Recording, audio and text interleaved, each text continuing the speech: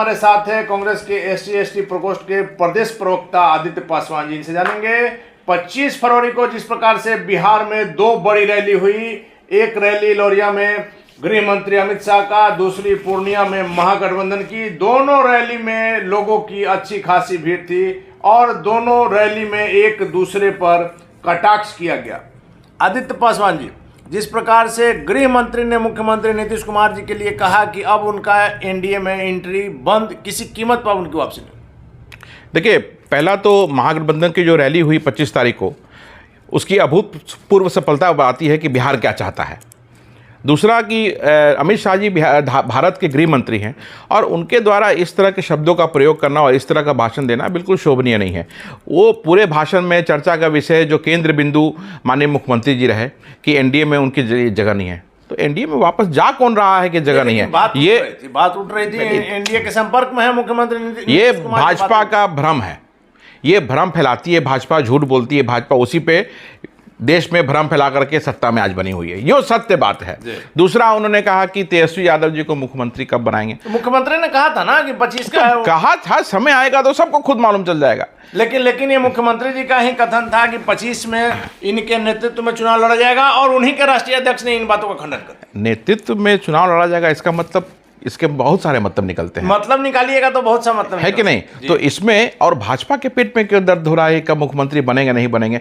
आज अमित शाह जी भारत के गृह मंत्री हैं, वो आए बिहार में, उन्होंने भाषण दिया तो उनको ये बताना चाहिए था कि देश में उन्होंने पिछले 8-9 वर्षों में क्या विकास का काम किया। प्रधानमंत्री जी ने कहा था जो कि 2 करोड़ नौकरियां देंगे प्रति वर्ष। आज 8 वर्ष हो गया, तो 8 दूनी 16 करोड़ नौकरी कहाँ गई।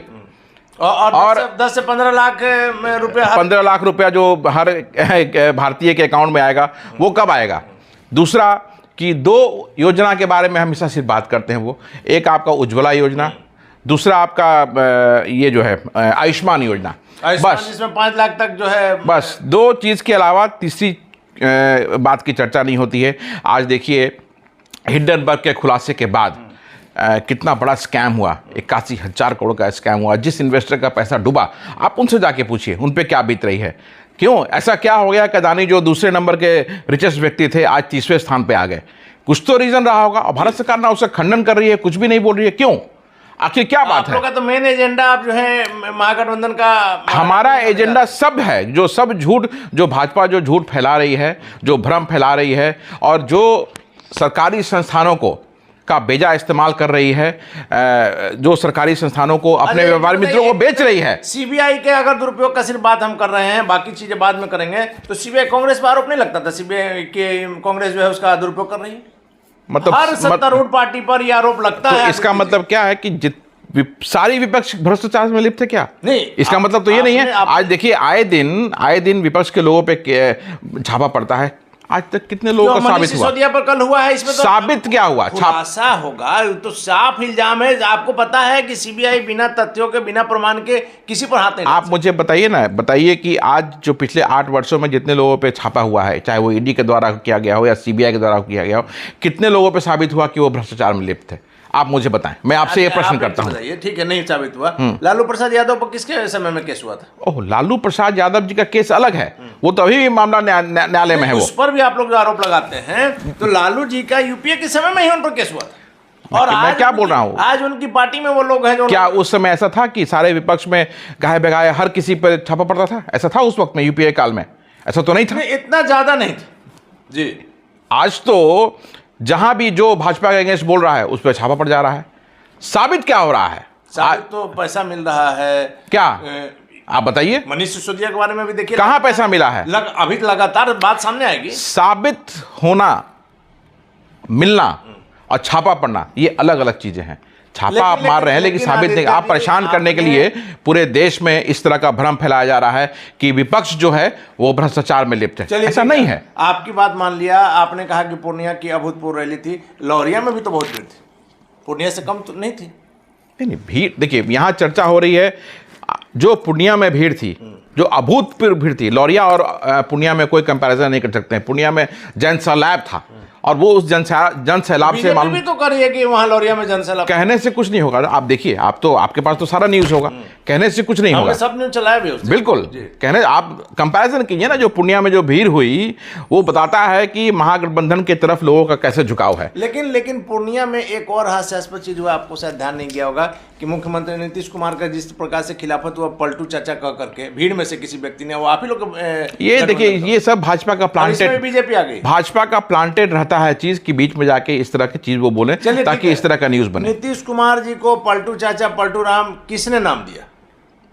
वो देखिए, जब सत्ता में नहीं थे, बयानबाजी होती है, बयानबाजी में लोग बहुत कुछ बोलते हैं, लेकिन आदित्य जी दुश्मनी ऐसी ना करो कि दोस्ती करने पर शर्मिंदगी महसूस हो। देखिए, राजनीति में इसके भाव अलग अलग होते हैं, आप इसको इस तरह से कनेक्ट नहीं कर सकते। लालू जी ने ही कहा था, तेजस्वी यादव ने कई बार खुले मंच से पलटू चाचा कहा, आज पलटू चाचा और आप साथ मिलकर तो सब बढ़िया हो गया। आप बताइए कि जब आज गृह मंत्री जी ऐसा बयान दे रहे हैं, इसके पहले कुछ साल पूर्व भी ऐसा बयान दे रहे थे, और नीतीश जी जब वापस चले गए तब क्या हुआ? उनका भी गलती है, हम दोनों का कह रहे हैं। जब मुख्यमंत्री जी तो ये इस तरह, आप बताइए कि बीजेपी के नेताओं का क्या यह मॉडल बनता है कि मुख्यमंत्री नीतीश कुमार का आज खिलाफत करे, कल जब साथ में तो सब सही था? बिल्कुल नहीं, बिल्कुल नहीं। और 17 वर्षों तक लगातार वो सत्ता में रहे और आज वो बिहार को कोस रहे हैं, मतलब आप बिहार को बदनाम कर रहे हैं। 17 वर्षों तक आप पार्टनर थे, एक्टिव पार्टनर थे। स्वास्थ्य विभाग यहाँ बीजेपी के पास था, क्या किया स्वास्थ्य विभाग? आप बताइए ना, स्वास्थ्य विभाग जो बीजेपी के पास था, आप देखिए जो माननीय मुख्यमंत्री जी के पहल से जो सुधार हुआ है, बस वही जो भाजपा के लोग मंत्री रहे उन्होंने स्वास्थ्य विभाग को खराब किया। काल में श्रीमान मानना होगा ना कि बिहार की स्वास्थ्य व्यवस्था ध्वस्त हो गई थी।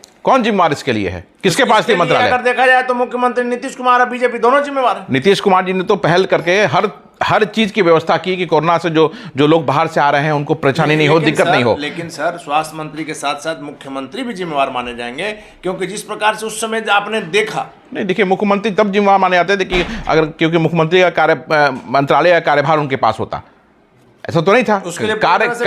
कार्यभार तो भारतीय जनता पार्टी के पास था। भारतीय जनता पार्टी का कर्तव्य था कि स्वास्थ्य के मामले में हर तरह से काम करती हो। ये बात तो आपकी पूरी तरह से सही है। जनता का भी यही कहना है कि जब तक आप बीजेपी के साथ हैं सही है। मुख्यमंत्री नीतीश कुमार के व्यक्तिगत चरित्र पर कोई दाग नहीं है, इसलिए उनको अगर अलग हट गए हैं तो उनको गलत कहना कहीं से भी उचित नहीं है। मुख्यमंत्री नीतीश कुमार की सुशासन वाली छवि, सुशासन का प्रतीक उनको अगर कहा जाता है तो कोई गलत नहीं कहा जाता है। और आप देखिए, जैसे कोरोना के बारे में आपने कहा, तो जो बाहर से मजदूर हमारे जो बाहर से पैदल चल के आए थे, जो भाजपा शासित राज्यों से जहां उनका ख्याल नहीं किया गया और वो बेचारे मजदूर पैदल चल के आने पे यहाँ मजबूर हुए, उनका विशेष रूप से इंतजाम किया गया बिहार में। वो मुख्यमंत्री नीतीश कुमार जी के पहल पे हुआ। वो चलिए आदित्य जी, अभी की बात कर लेते हैं, तुरंत में इस इंटरव्यू को खत्म करते हैं। पूर्णिया रैली के बाद से निश्चित तौर पर आप लोग में एक नई ऊर्जा का संचार हुआ है जी।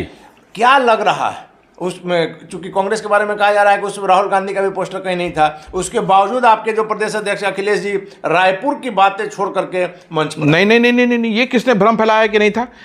राहुल जी का बिल्कुल सब चीज था, प्रेजेंस था वहां पे, उनकी पोस्टर थी, हमारे अध्यक्ष बिल्कुल था, और अखिलेश जी वहां रहे, उन्होंने नहीं, लेकिन कई जगह ये बातें हैं कि राहुल गांधी का। हाँ, देखिए, मैंने कहा ना आपको ना कि भारतीय जनता पार्टी भ्रम फैलाती है और झूठ फैलाती है। उसकी राजनीति का बेस यही है कि झूठ फैलाओ, लोगों में फूट डालो। आपके प्रदेश अध्यक्ष उस दिन रायपुर में थे, वहां की सभा को छोड़ करके यहाँ आए। नहीं, वहाँ कांग्रेस का महाधिवेशन चल रहा है और यहाँ पे महागठबंधन की रैली हो रही है, तो प्रदेश अध्यक्ष जी का जिम्मेवारी बनती थी कि यहाँ पे आए और उसमें शरीक हो।